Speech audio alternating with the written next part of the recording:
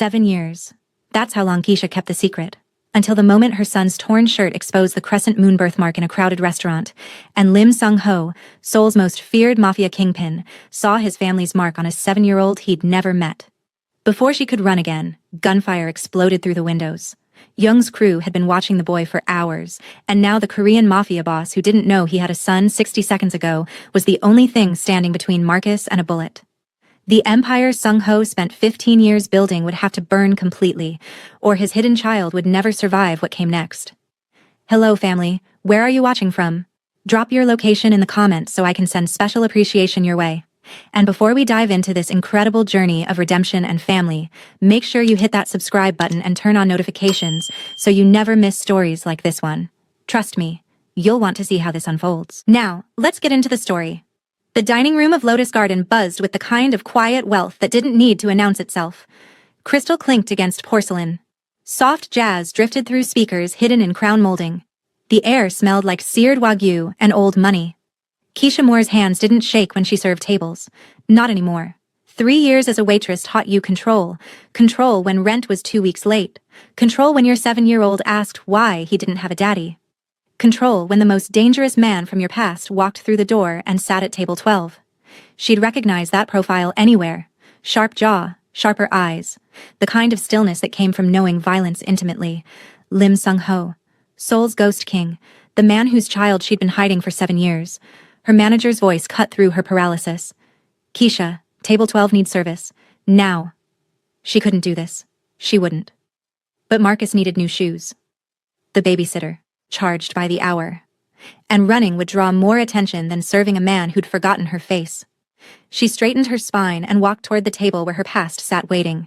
She was 3 steps away when one of his bodyguards looked up, and his eyes narrowed with recognition she couldn't afford. Good evening, Keisha said, voice steady despite everything. Can I start you with... Sung-ho looked up. Their eyes met. For a fraction of a second, something flickered across his face. Recognition?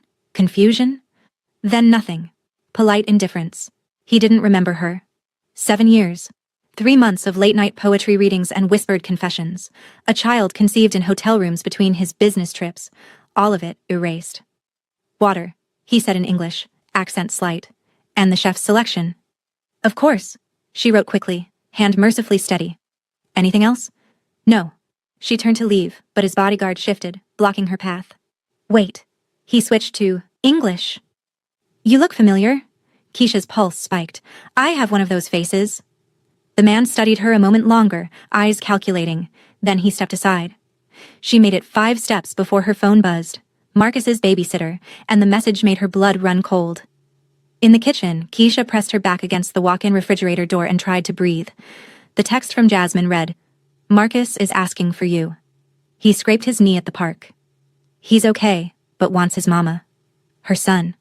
Her beautiful, brave 7-year-old son who had his father's amber eyes and his father's focus and a birthmark on his left shoulder blade that looked like a crescent moon.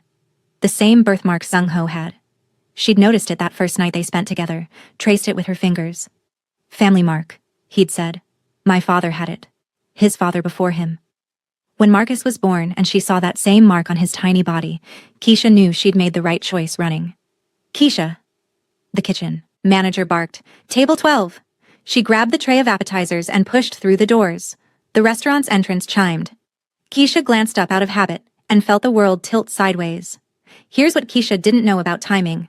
Sometimes the universe doesn't give you a choice. Sometimes your past and your present collide in the worst possible moment. In the worst possible way. Jasmine stood in the doorway with Marcus clutching her hand, his shirt torn at the shoulder. The exact shoulder where the birthmark was. I'm so sorry. Jasmine rushed over. He wouldn't stop crying. He kept saying he needed you, and I didn't know what else to... It's okay, Keisha said quickly, setting down the tray. She knelt in front of Marcus, hands gentle on his face. Baby, what happened? I fell. Marcus sniffled. And the big kids were mean, and I just wanted you. I'm here now, she whispered, pulling him close. I'm here. Behind her, a chair scraped against the floor. Keisha's entire body went cold. She didn't need to turn around to know. She could feel his stare like heat against her back. Could sense the exact moment his eyes locked onto the torn fabric. Onto the small patch of brown skin visible through it. Onto the crescent-shaped birthmark. She turned slowly. Sung-ho stood 10 feet away, frozen mid-step. His gaze wasn't on her. It was locked on Marcus, on proof that couldn't be denied. The restaurant noise faded to static. Time stretched thin and brittle. 7 years ago, Lim Sung-ho was a man who controlled everything. 7 seconds ago, he discovered the one thing he'd never controlled: the existence of his own son. Sung-ho's expression shifted through a dozen emotions in the span of a heartbeat, and then the front window exploded. Glass shattered across tables. Screams erupted. A black SUV screeched to a halt outside, doors already opening. Sung-ho moved faster than thought. He grabbed Keisha and Marcus, shoved them behind him as his men drew weapons with brutal efficiency. "Down!" one of them shouted. Gunfire cracked through the air, deafening and close. Keisha hit the floor, Marcus crushed against her chest. She covered his ears, his head, her body a shield against bullets meant for the man she'd run from. Sung-ho fired twice, precise, lethal. One of the attackers went down, then another. "Back exit," Sung-ho barked. His hand locked around Keisha's arm, hauling her up. "Move." They ran. Through the kitchen, past screaming staff, out into the alley where rain had turned the asphalt black and slick. Sung-ho's car was already there, engine running, driver ready. "Get in!" Keisha didn't think. She shoved Marcus into the back seat and dove in after him. Sung-ho slid in beside them. The door slammed. Tires screamed. The car rocketed forward as bullets punched through the rear window. Marcus screamed. Keisha held him tighter, whispering lies about safety while the truth chased them at 80 miles per hour. "Who were they?" Sung-ho asked, and the answer would explain why Young's crew had been watching Marcus for hours before the restaurant attack. "Young's crew," the driver replied in Korean. "They've been making moves all week." "They targeted the restaurant specifically?" "No, sir. They were tracking you." Sung-ho's jaw tightened. Then his gaze shifted to Keisha, to Marcus still trembling in her arms. "How old is he?" Sung-ho asked quietly. Keisha met his eyes. 7 years of running, 7 years of lies and fear and protection, all collapsing in the space between one breath and the next. 7, she whispered. Sung-ho's hand moved slowly, carefully, to the torn fabric of Marcus's shirt. He pulled it aside just enough to see the birthmark clearly. The crescent moon. The family mark that went back generations. Undeniable proof. "His name?" Sung-ho's voice cracked at the edges. "Marcus," Keisha said. "Marcus Lim Moore." Something in Sung-ho's chest seemed to cave, inward. He closed his eyes, hand still resting gently near his son's shoulder. "You kept him from me." It wasn't a question. It wasn't even an accusation. Just a statement of unbearable fact.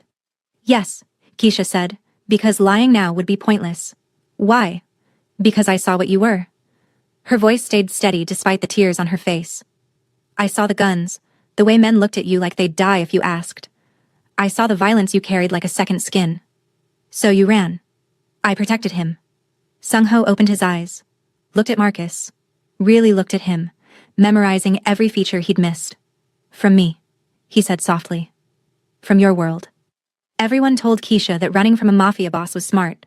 What they didn't tell her: sometimes the thing you run from is the only thing that can save you. The car swerved sharply.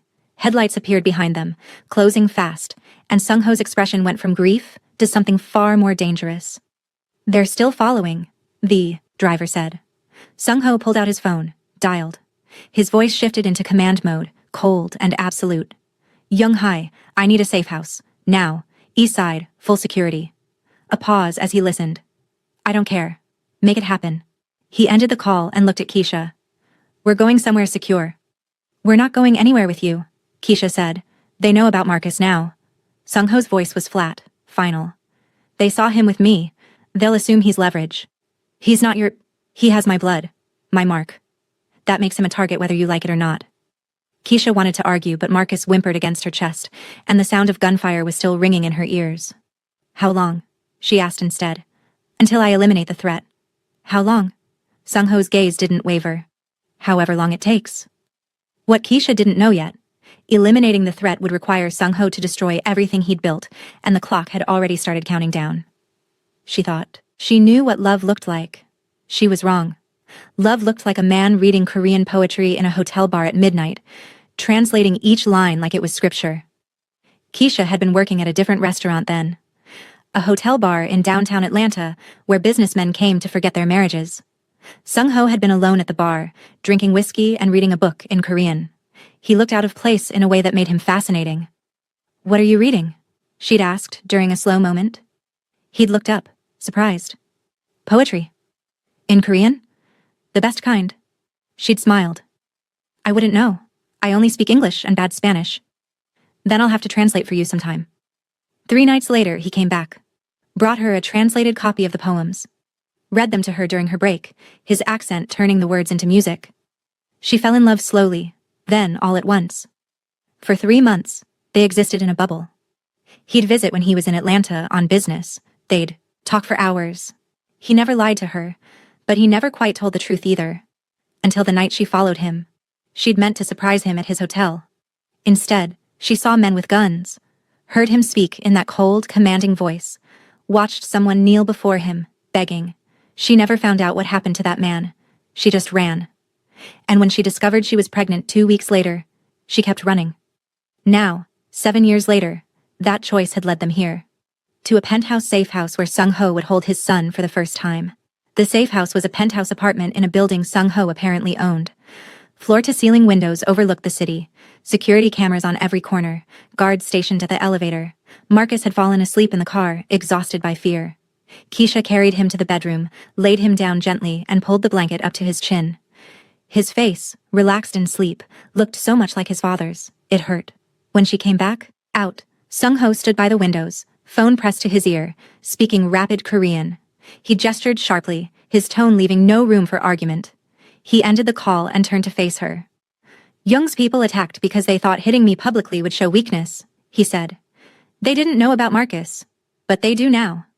"So what happens next?" Keisha asked. "I and Young." The casual way he said it, like announcing dinner plans, sent ice through her veins. "You're talking about killing someone?" "Yes." "In front of our son?" "He won't see it. But he'll know," Keisha said. "Children always know." Here's what she didn't understand about men like Sung-ho. They don't become monsters by choice. They become monsters because the world demands it. And then one day, they meet someone who makes them want to be human again.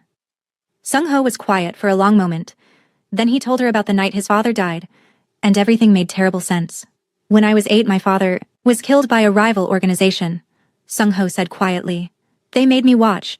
They wanted me to remember fear." Keisha's throat tightened. "Instead," Sung-ho continued, "I remembered their faces. Every single one. By the time I was 22, they were all dead." "And you think that's a legacy worth passing down?" "I think," Sung-ho said slowly, "that I spent 7 years not knowing I had a son. And now that I do, I will do whatever it takes to keep him alive. Even if that means becoming the monster you ran from." "He doesn't need a monster," Keisha whispered. "He needs a father." "Then teach me how to be one." The vulnerability in his voice, the raw honesty, cracked something inside her. "I don't know if I can." "You've had 7 years," Sung-ho said. "I'm asking for a chance to catch up." Before Keisha could respond, a small voice came from the doorway. "Mommy." Marcus stood there rubbing his eyes, and what happened next would change all 3 of their lives forever. Keisha turned immediately. "Hey baby, you okay?" Marcus nodded, then his gaze shifted to Sung-ho. He stared for a long moment, head tilted in that curious way children have when they're working something out. "You have my eyes," Marcus said finally. Sung-ho went very still. "Do I?" he asked carefully. Marcus walked closer, unafraid in a way that made Keisha's chest ache. He stopped right in front of Sung-ho and pointed at the birthmark visible beneath the collar of Sung-ho's shirt. "You have my moon too." Sung-ho knelt slowly, bringing himself to eye level. "Yes," he said, "I do. Mommy says my moon is special, that it means I come from brave people." "She's right." Marcus considered this seriously. "Are you brave?" "Sometimes." "Are you my daddy?" The question hung in the air like a held breath. Sung-ho looked at Keisha. She could see the question in his eyes, the plea for permission. She thought about 7 years of bedtime stories where the father was always absent. 7 years of Marcus asking why he didn't have a daddy like other kids. 7 years of her own fear dictating her son's life. She nodded. Sung-ho looked back at Marcus. "Yes," he said softly. "I'm your daddy." Marcus threw his arms around Sung-ho's neck. And Lim Sung-ho, feared kingpin of Seoul's underworld, a man who'd built an empire on violence and control, held his son for the first time and wept. 90 seconds of embrace, 7 years of absence. One moment to rewrite everything he thought he knew about strength. The moment lasted exactly 90 seconds. Then Sung-ho's phone rang with news that would force him to choose between his empire and his son. Sung-ho answered, voice steady despite the tears still wet on his face. Listened. His expression went cold and hard. When? Young-hai's voice was audible even from across the room. Urgent. Clipped. They hit 3 of our locations simultaneously, Sung-ho said, translating for Keisha's benefit. Young's declaring war. Then leave, Keisha said. Go handle it. I'm not leaving you unprotected. We've been unprotected for 7 years. We managed. That was before they knew Marcus existed. Sung-ho stood, Marcus still clinging to him. Before they understood what he means to me. And what does he mean to you? The question came out harsher than Keisha intended. Sung-ho looked down at the child in his arms. Marcus had already fallen back asleep, head tucked against his father's shoulder, completely trusting. Everything, Sung-ho said simply. He carried Marcus back to the bedroom. Keisha followed, watching as he laid their son down with a gentleness that seemed impossible from hands she knew had killed. In the living room, Young-hai had arrived with files and tablets, and a surveillance photo that would prove Young had been hunting Marcus long before the restaurant. Young-hai spread documents across the table. Young's moving faster than anticipated. He's leveraging the Huang family's connections. 3 council members are already swaying. Can we counter? Not without revealing weaknesses. What about Park? Park owes you, but he won't move against Young without guarantee of protection. Then we give him that guarantee. Sir, Young-hai hesitated. There's something else. She pulled up a surveillance photo, grainy, taken from a street camera. It showed Marcus and Jasmine at the park earlier that day, and it showed 2 men in the background watching. Young knew about Marcus before the restaurant, Young-hai said quietly. This was taken 3 hours prior. Keisha felt the blood drain from her face. They were following him? They were watching my son? The restaurant was never about me, Sung-ho finished, voice like steel. It was about leverage. They just moved up the timeline when they saw me with him. Keisha thought she'd successfully hidden Marcus for 7 years. What she didn't know, the moment Sung-ho returned to Atlanta, every move she made had been catalogued, every routine tracked, every weakness mapped. Keisha needed air, and what Sung-ho told her on that balcony would change everything about his empire. Outside, the city sprawled beneath them, lights and life and all the normal people living normal lives where their children weren't targets. I should have stayed gone, Keisha said. I should have left the city the moment I knew you were here. You couldn't have known. I should have been more careful. Keisha. Sung-ho turned her to face him. This isn't your fault. Then whose is it? She pulled away. You built this empire. You made enemies. And now our son is paying for it. Yes, he said simply. You're right. This is my fault. My world. My consequences. So fix it. I intend to. How? Keisha demanded. By killing Young? By starting a war? What happens when Young's people retaliate? What happens when the next rival sees Marcus as an opportunity? Sung-ho looked out at the city he controlled, the empire he'd built from blood and fear and calculated violence. When my father died, he said finally, I promised myself I'd build something stronger than he had. Something that couldn't be taken. I thought power was the answer. Control. Fear. And now? Now I think I was wrong. He turned back to her. Power attracts enemies. Control creates resentment. Fear breeds rebellion. I spent 15 years building an empire that would keep me safe, and all I did was build a target. What are you saying? I'm saying, Sung-ho said carefully, that maybe the only way to protect Marcus is to tear it all down. Keisha stared at him. Your entire organization? Yes. That's insane. You'd have nothing. I'd have him. Sung-ho's gaze was steady. I'd have you both. If you'd let me. Before Keisha could respond, an explosion rocked the building, and the betrayal came from inside. The balcony door shattered inward. Smoke and heat and the sharp scent of accelerant flooded the penthouse. Marcus! Keisha screamed, running for the bedroom. Sung-ho caught her, pulled her back as armed men appeared in the smoke. Stay down, Sung-ho ordered, shoving her behind the kitchen island. He pulled his gun with practiced ease, fired twice. 2 bodies dropped, but more kept coming. Young-hai was already moving, weapon in hand. She and Sung-ho moved like they'd done this 1,000 times, covering angles, communicating in quick Korean phrases. Keisha crawled toward the bedroom. The smoke was thicker there, choking. She couldn't see, couldn't breathe. Marcus, she called, voice raw. A small hand grabbed hers. She pulled him close, covered his mouth with her shirt, and scrambled back toward the living room. A man stepped out of the smoke. Not one of the attackers. Someone else. He wore a suit despite the chaos. His face was calm, almost pleasant. And he smiled when he saw Marcus. "There you are," he said in accented English. Sung Ho appeared between them, gun raised. "Kang," he said, voice deadly quiet. "Betrayal, Type A. Your enemy stabs you in the front. Type B, your most trusted advisor facilitates your destruction from within." Sung Ho had just discovered he'd been living with Type B for years. "You sold me out to Young," Sung Ho said, and Kang's response would reveal why sentiment was considered the ultimate weakness. "Sir," Kang replied with mock formality, "I apologize for the dramatic entrance. You're behind this." "Behind what? Young's war?" No, I simply facilitated his ambition." "Why?" Kang's smile widened. "Because you've grown soft, Sung Ho. Sentimental. And sentiment is weakness in our world. You sold me out to Young. I sold you out to reality." Kang gestured to Marcus. "That child makes you vulnerable. Everyone knows it now, and vulnerable kings don't survive." Sung Ho's finger tightened on the trigger. "Kill me," Kang said. "And Young still comes. Kill Young, and someone else rises. This is the world you built. You don't get to walk away from it just because you suddenly discovered fatherhood." "Watch me," Sung Ho fired. Kang dropped, blood spreading across expensive fabric. Silence fell, broken only by the crackle of flames and distant sirens. Sung Ho lowered his gun, turned to Keisha and Marcus. "We need to leave," he said. "Now." They didn't go to another penthouse. Sung Ho took them somewhere Young would never think to look. Somewhere that would become the birthplace of everything new. The safe house sat 3 hours outside Seoul, hidden among pine trees and morning fog. It was smaller, older, with wooden beams and stone floors that smelled like earth and time.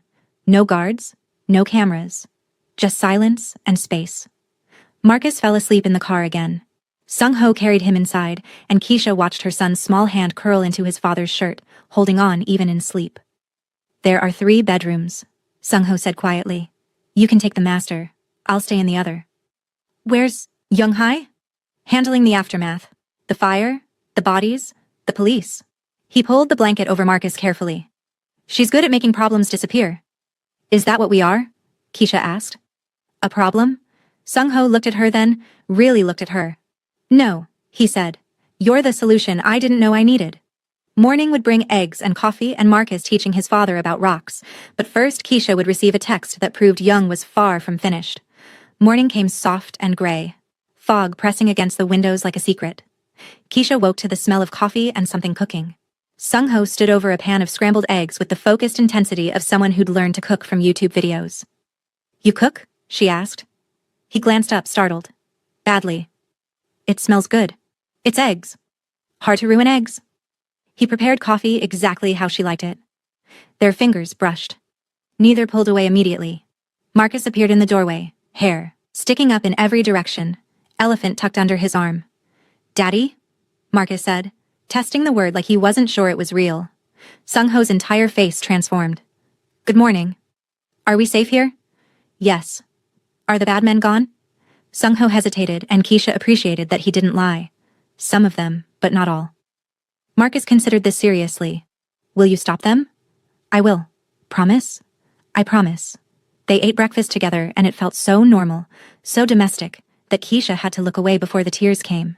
After breakfast, Marcus wanted to explore outside. Sung Ho went with him, and Keisha watched through the window as her son showed his father how to look for interesting rocks. Sung Ho listened with complete attention, letting Marcus teach him. It was the image of something Keisha hadn't let herself imagine. A family. Her phone buzzed. Another text appeared. Unknown number. "You can't hide him forever. Jung." Her blood went cold. She showed Sung Ho the message, and his response would set in motion the complete dismantling of everything he'd built. "Young's people tracked your phone," Sung Ho said. "We need to move. We just got here. And now Young knows the general area." "Stop." Keisha grabbed his hand. "Just stop running." "I'm not running. I'm protecting." "By moving from safe house to safe house forever?" She pulled away. "Marcus can't grow up like this. Neither can I." "Then what do you want me to do?" Sung Ho's voice rose slightly, frustration cracking through his control. "Young won't stop. As long as I have power, Marcus is leverage. As long as Marcus exists, he's a target." "Then do what you said you'd do." Keisha met his eyes. "Tear it down." Sung Ho went very still. You understand what that means? I'd have no resources, no protection, no... You'd have us. The words hung in the air.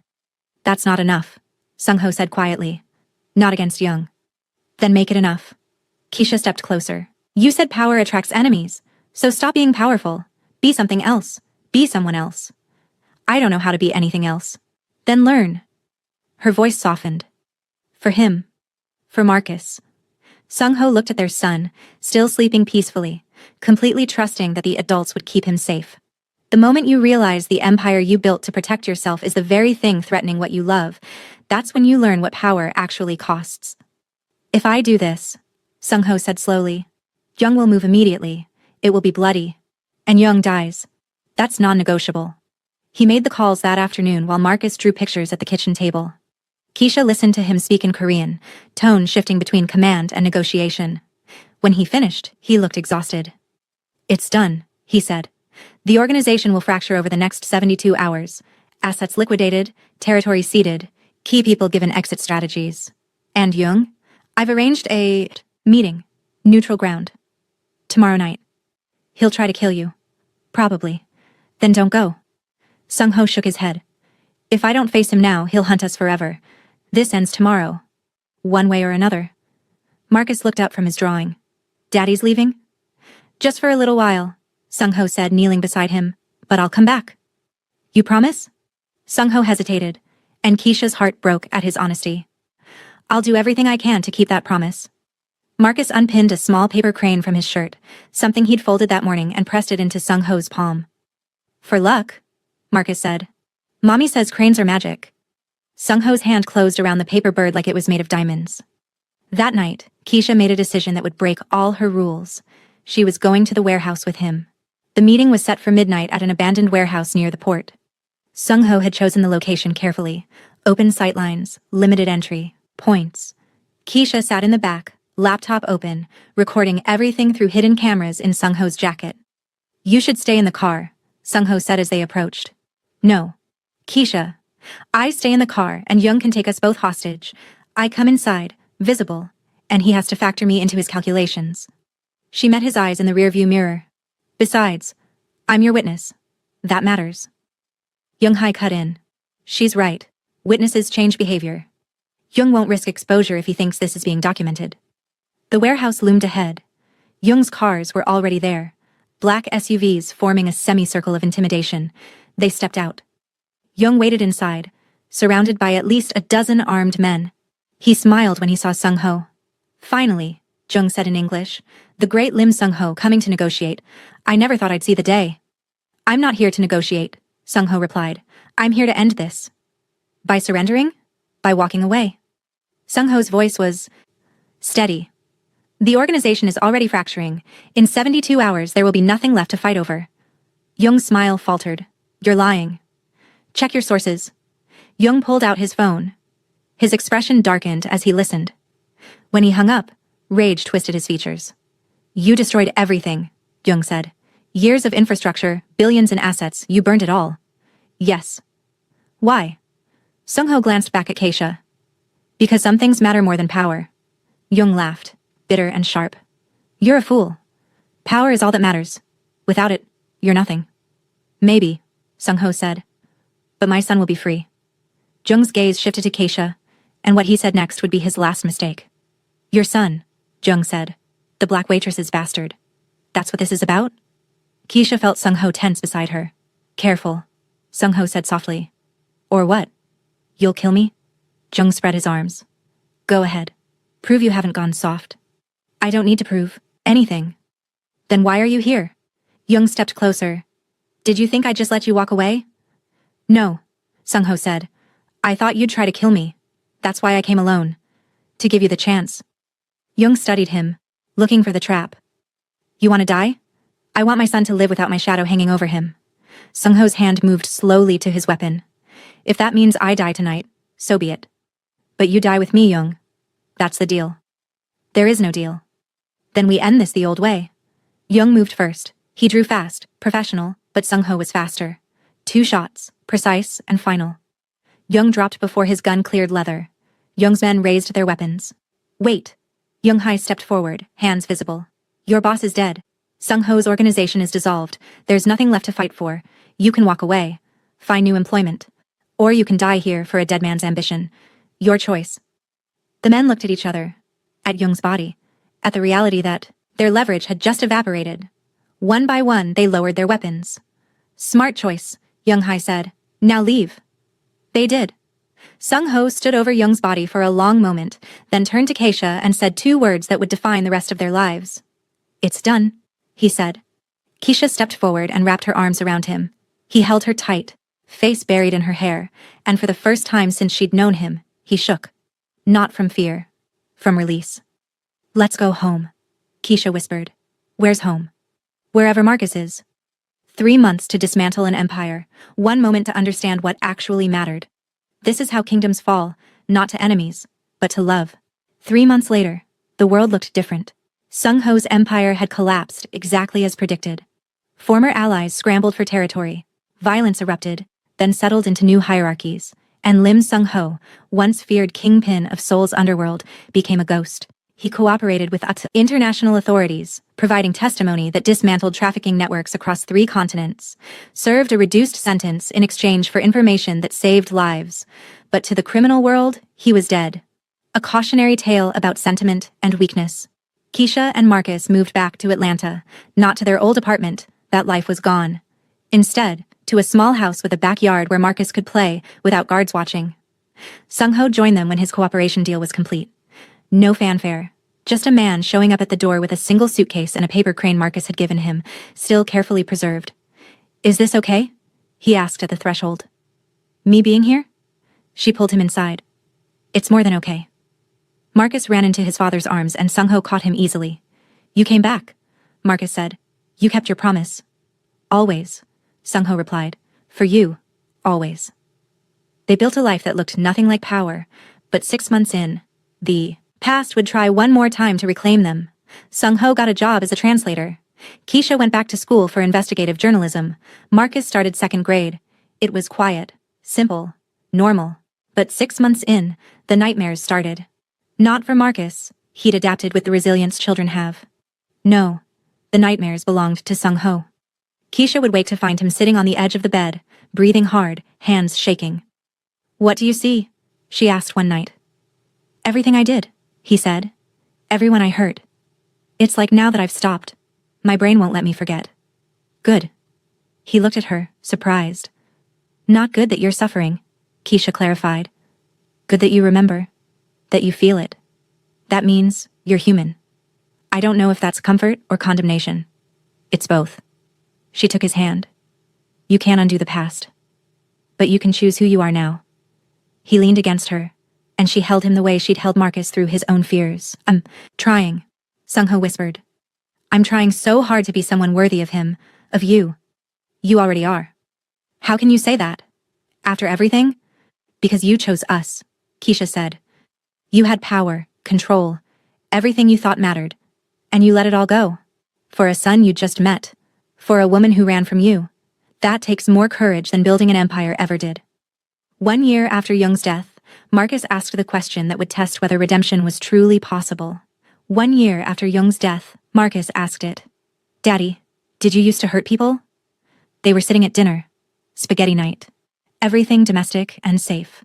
But Marcus was 8 now. Old enough to wonder, to remember fragments. Sung-ho didn't look away. Didn't deflect. Yes, he said. I did. Why? Because I thought it was the only way to be strong, to be safe. Marcus absorbed this, twirling pasta on his fork. Were you wrong? Yes, Sung-ho said again. I was very wrong.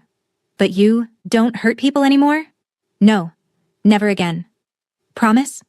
Sung-ho reached across the table and took his son's small hand. I promise. The only thing I fight for now is you and your mom. Marcus nodded, satisfied, and went back to eating.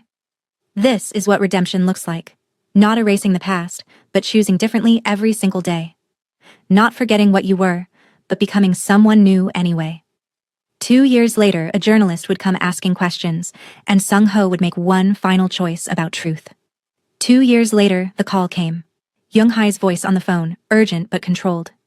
Someone's asking questions, about you, about Marcus. Who?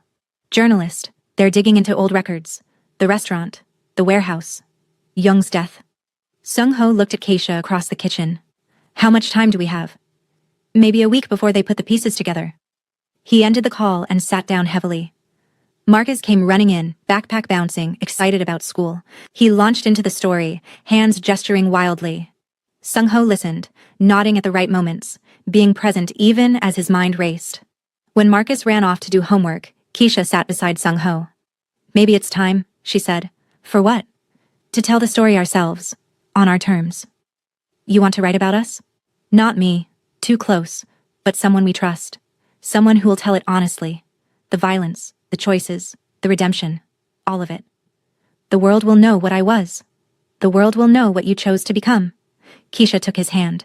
And Marcus will have that story, his father's journey from darkness to light. Sung-ho thought about his son, about the life they'd built, about the man he was trying to be every single day. Okay, he said finally, let's tell the truth. 3 months later, the article went live, and the world would have to decide if monsters could become men. 3 months later, the article came out. From empire to fatherhood. One man's journey from criminal kingpin to PTA dad. It was honest, brutal at times. It detailed Sung-ho's crimes, his violence, the people he'd hurt. But it also showed the choice. The moment a hidden child changed everything, the response was mixed. Some called it redemption. Others said it was whitewashing. But Marcus, now 10 years old, read the article with his father beside him. This is all true? Marcus asked. Yes, Sung-ho said. You did bad things. Yes. But you stopped. For me. For you. For your mom. For the chance to be someone better. Marcus thought about this for a long time.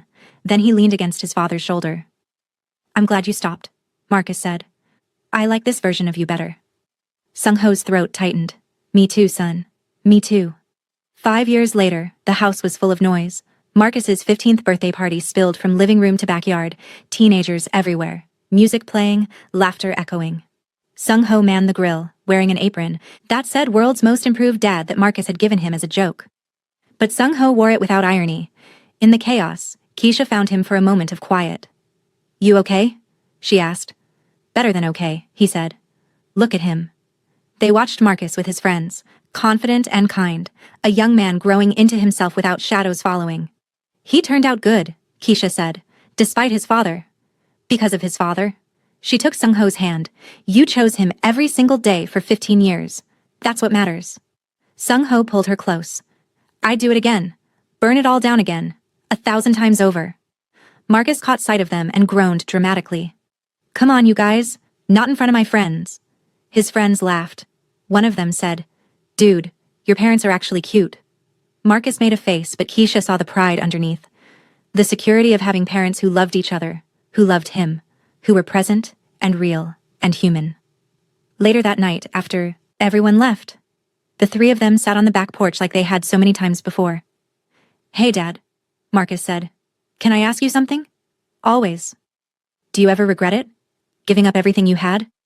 Sung-ho looked at his son, at the man he was becoming, at Keisha beside him, at the life they'd built from ashes and choice. Not for a second, Sung-ho said. Real strength isn't built in shadows, Marcus. It's built in the light. In moments like this. In choosing love over power, family over empire, hope over fear. Marcus smiled. That's pretty philosophical for a grill dad. Grill dads can be deep. They laughed, and the sound carried into the night. Proof that even broken things could heal, that even monsters could choose humanity. That family wasn't about blood or birthmarks or shared features. It was about showing up, every single day, and choosing each other over everything else. Always. Where are you watching from? Drop your location in the comments so I can send special appreciation to you. And if this story of redemption, transformation, and the power of family touched your heart, hit that like button and share it with someone who needs to hear it. Don't forget to subscribe and turn on notifications so you never miss stories like this one. Tell me in the comments, what moment hit you the hardest? Was it when Marcus met his father for the first time? Or when Sung-ho chose his son over his empire? I read every comment and I love hearing from you. Until next time, remember, it's never too late to choose who you become. See you in the next story.